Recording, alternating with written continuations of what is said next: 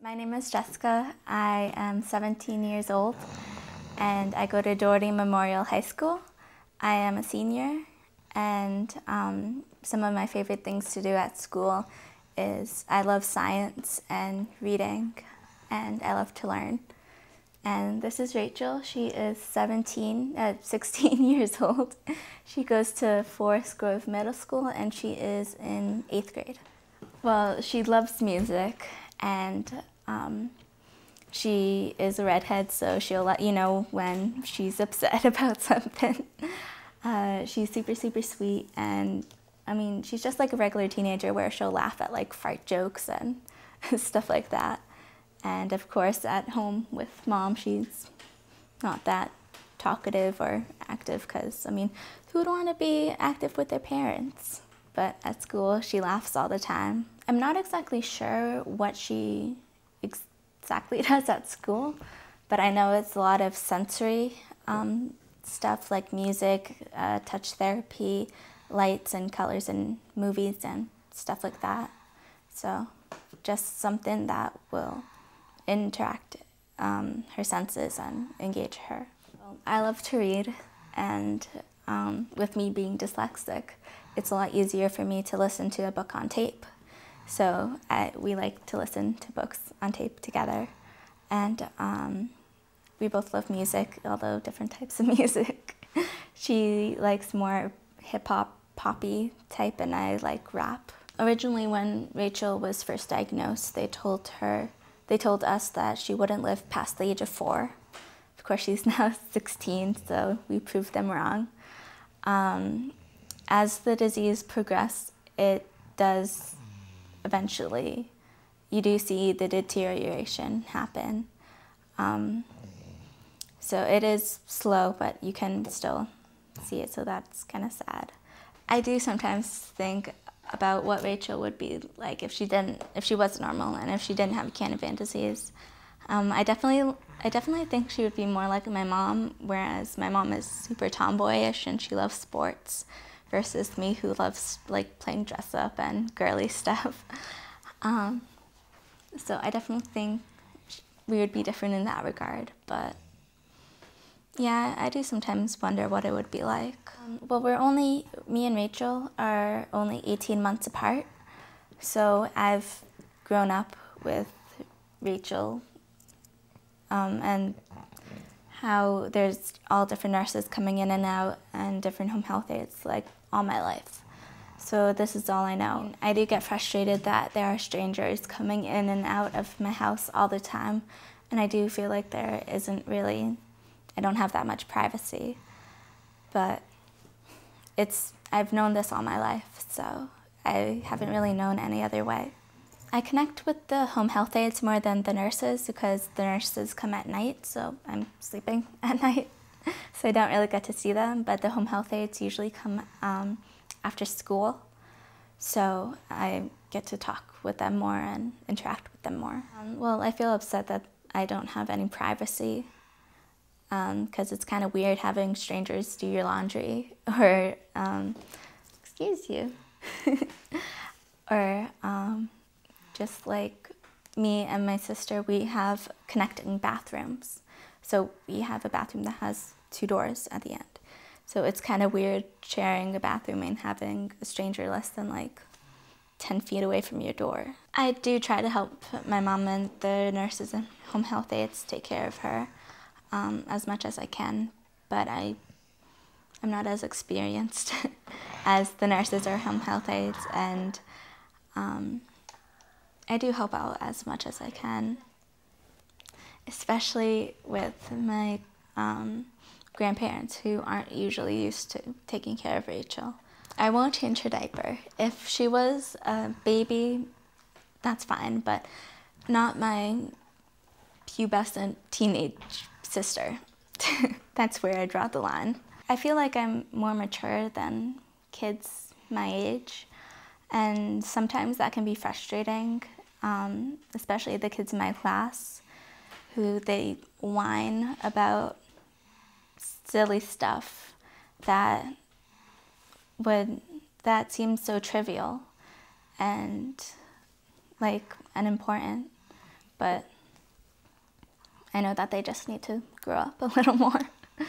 I would say the most challenging thing would be that I can never plan anything, because even me and my mom, we can never plan anything. We can never, we went to a bat mitzvah last weekend, and we didn't know if we actually could because there wouldn't be anybody to take care of Rachel until the last minute that we found out.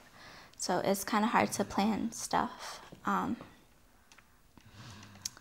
And it's hard losing kids who have Canavan disease. This past month we've lost 3 of our kids, and one of them, his name was Vinny, and it looked like he and Rachel could be siblings. They look so much alike, and he was only a couple years younger than her, and he just passed out of the blue. He wasn't sick or anything, so that can be kind of hard. I do have a therapist, and she helps me cope with these things, because I know that I can't change it, and I know that it just it's the way things are. Me and my mom, we have a really close relationship, and I can talk to her about anything, so that's nice. No, I don't really feel like I have to protect my mom from my feelings. I think that me and her, we kind of have the same feelings. Or at least we feel similar things, and we're really close, so I don't feel like I have to hide anything from her. No, I haven't read any books that I feel that are similar to my situation, but one of the things that I do love about reading is the fact that it can take me away for just like a couple minutes and bring me to places that I wouldn't normally be able to visit. So that's what I like about it. Having a sister who has severe medical issues, it has influenced me.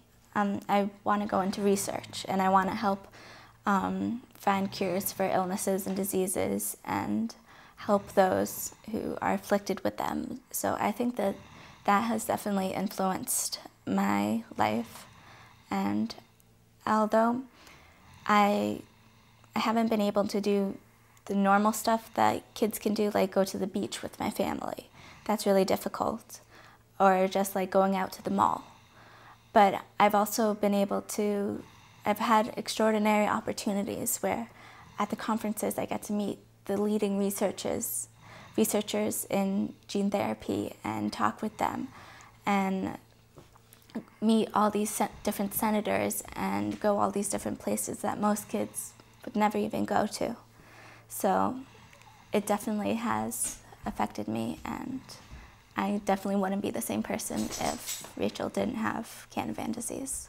I'm in this program at my school. It's called the Engineering Technology Academy.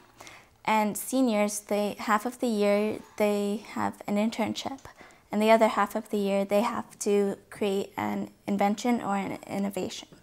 So this first half of the year I'm doing my internship at UMass Medical School under the gene therapy lab, and I'm working with Canavan disease and its research. So I'm working with the mice there, and what it is the mice that have Canavan disease, some of them are treated with the treatment, and we're testing to see which treatment works better under which conditions, and how old a mouse has to be for it to work the best, if it needs to be a newborn or it can be older. And also in the lab, I am helping with synthesizing the genes and making sure that the DNA is cut in the right places and combined together in the right places to make the right DNA that they need. So when I'm in the lab, I'm always thinking about the kids who have Canavan, and even those who don't have Canavan, who have other diseases that affect the brain severely. In the lab, there's a bunch of pictures from the conferences, and there's also pictures from other people who have diseases that affect their brain. And so this research not only will help kids who do have Canavan, but also those with other diseases. I do hope that the research will help Rachel and kids who are like Rachel. But probably with her being 16 years old and having the disease all of her life, she probably won't be recover 100%, but it probably will expand her lifetime. So that'll be really good. Yeah, I would definitely say that having Rachel have Canavan disease definitely gives me a different perspective, because I can see both what it's like at home, but also what it's like in the doctor's office, and how it affects, she affects everyone that she meets. There's been, I don't know how many times that when we've been out to a restaurant, that a little kid will come up and start talking with Rachel and interacting with her. And the parents, they're like, no, no, no, come back, don't do that. But it's awesome to just show them that it's okay to ask questions and to talk about things like that, and it's okay to be inquisitive, and as long as you're kind. When me and my mom were out shopping with Rachel a couple weeks ago, a kid walked by saying, "She's funny looking." And me and my mom were just like, "What's so funny looking about her?" And he's just like, "Nothing." So, just comments like that, or having people stare a lot, and that can be frustrating and annoying sometimes, but you just get callous to it. Yeah, I try to let it go, because I know that they're not used to seeing someone as beautiful as Rachel. So I know that they're not used to it, versus me, who I live with it every day. Well, she obviously has gorgeous red hair that everyone compliments and talks about, and how just her smile can light up a room, and how she's influenced so many people. And she could be so resentful or miserable, or very hateful about her situation, but I think that she always smiles and she always laughs, and she only really complains about something unless it really bothers her. She's just so easygoing, and I think that people should take note of how, she's just amazing, and I'm really proud to be her sister. I think Rachel symbolizes just the purity and innocence that is in the world, and how everything is beautiful, and how there's always a good side to something. As bad as something may seem, there's always something good to look at. And she definitely has impacted me, where I do want to help out these rare diseases and find cures, and how I've been able to experience so many different things. I've been able to go all around the country and meet with amazing people, and she's just opened so many doors, and I'm really grateful for that. I don't usually talk about Rachel with my friends. They know about her.